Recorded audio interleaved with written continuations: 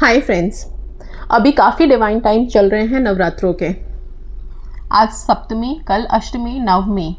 राम नवमी का दिन हमारे लिए बहुत बहुत महत्वपूर्ण है। अगर मैं बोलूँ तो बहुत से घरों में हनुमान जी के ध्वजा का आरोहण होता है, ध्वजा फहराई जाती है। तो क्यों इतना महत्व है?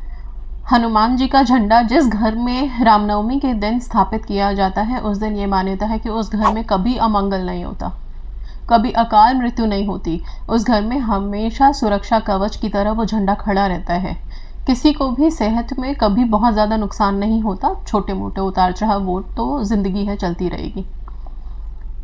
ठीक है, अभी मैं ये चीज़ें आपको क्यों यहाँ बता रही हूँ। रामनवमी से आप एक रिचुअल करना शुरू करेंगे कि सारे साल सब कुछ अच्छा रहे, और अपनी विशेष के लिए अगर करना है तो संकल्प लेके रामनवमी से करेंगे।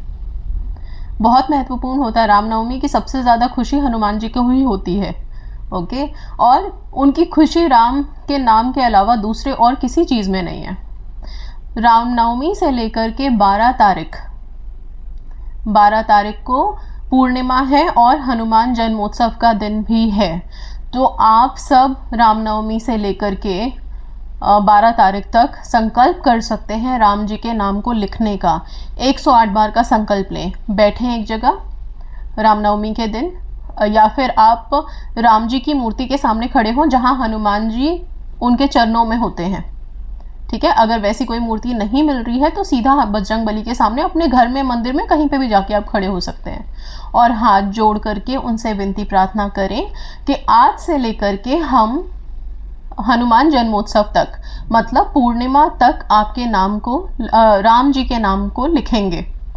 108 बार लिखेंगे। आप कौन से कलर का पेन इस्तेमाल करेंगे तो रेड कलर का पेन लेंगे, उससे लिखेंगे। कोई भी एक नोटबुक या फिर पेपर्स आप बना सकते हैं जिसमें आप ये नाम लिखेंगे। ओके, और इन्हीं नामों के बीच आप अपनी विनती प्रार्थना लिखेंगे। प्रेजेंट टेंस में नहीं, रिक्वेस्ट के फॉर्म में। ओके, मैंने बार बार बोला कि जब हम ईश्वर से कनेक्ट हो रहे हैं ना, तो प्रार्थना में बहुत शक्ति है। तो प्रार्थना का ही कॉन्सेप्ट रखेंगे यहाँ पे, और प्रार्थना के फॉर्म में बीच में एक सर्कल बना के अपनी विश लिखेंगे। मैंने कई सारे वीडियोस में ये दिखाया भी है आप लोगों को, लिख करके भी, कि किस तरह से अपनी विशेस लिख सकते हैं और बीच में सर्कल बना के लिखना कैसे है। फिर भी एक्सप्लेन कर देती हूँ सिंपल शब्दों में।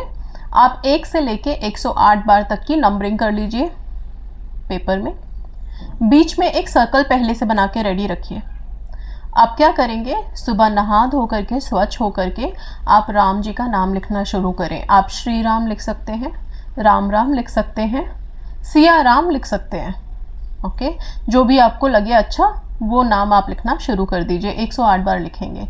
लिखने के बाद हनुमान जी का ध्यान करेंगे, उनसे प्रार्थना करेंगे अपने लिए।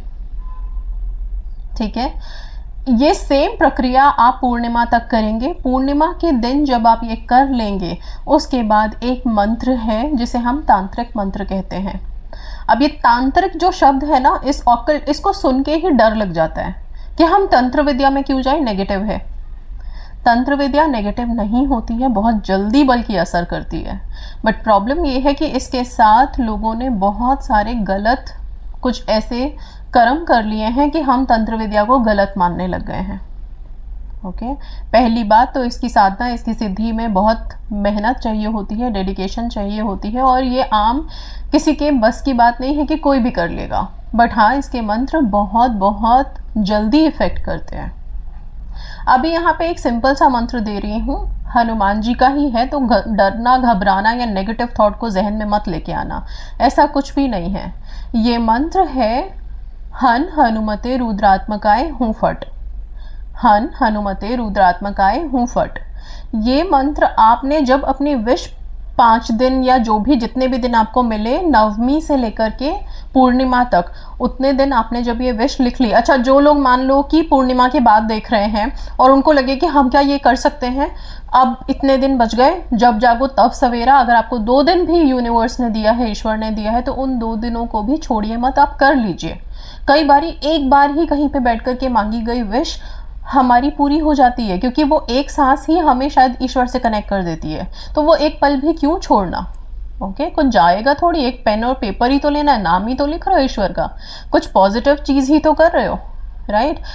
ये जो मंत्र की बात की है मैंने, ये आप पूर्णिमा के दिन सुबह नहा धो करके जब आप अपना राम जी का नाम लिखने का जो संकल्प है 108 वो कर चुके होंगे, तब बैठेंगे आप।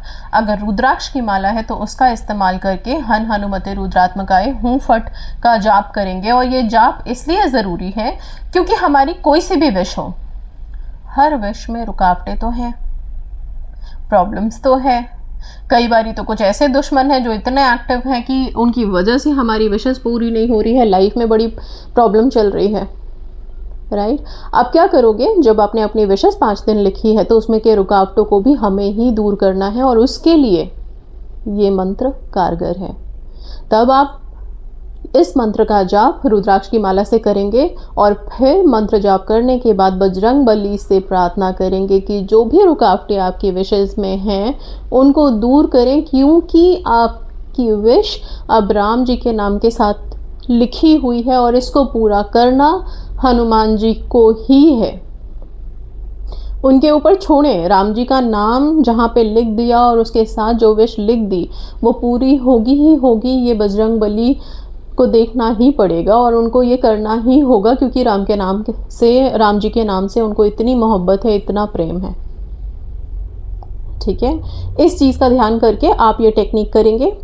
पर ध्यान एक बात का रखिएगा कि आपकी विशेस भी किसी के नुकसान के लिए बिल्कुल ना हो।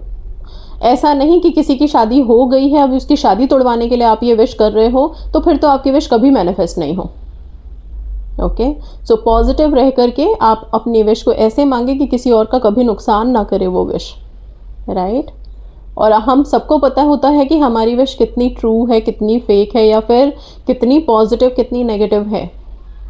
तो ये सारी बातों को तोल मोल करके फिर आप इन टेक्निक्स को लगाएं और पॉजिटिव रहें, सेल्फ लव हाई रखें।